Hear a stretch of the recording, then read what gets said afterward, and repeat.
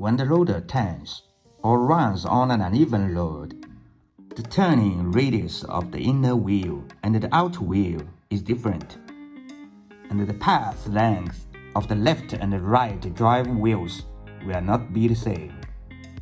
The turning radius of the outer wheel shall be larger than that of the inner wheel, which requires the outer wheel speed be higher than the inner wheel speed during turning.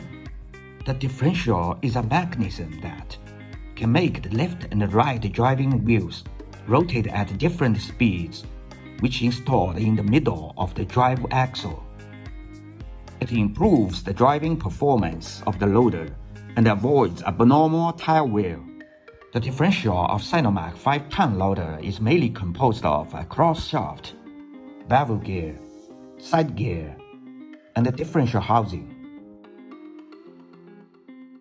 And the driven spiral bevel gear is fixed on the differential housing. After the primary reduction of the main drive, the power is transmitted from the left and right half shafts to the wheel reducer. The installation steps of differential are as follows. Check and confirm that there are no defects in the differential housing. Place the side gear and the steel pad.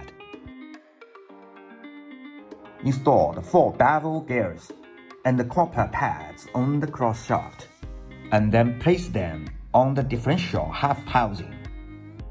Install the side gear and the steel pad in the other differential half housing.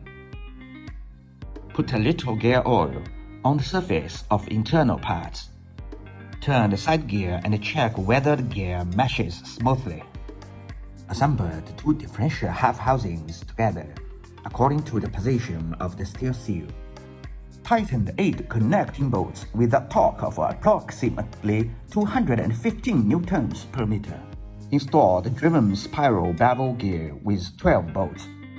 The tightening torque of the bolts is 180 newtons per meter. Finally, check the rotation of the internal gear of the differential with a special tool.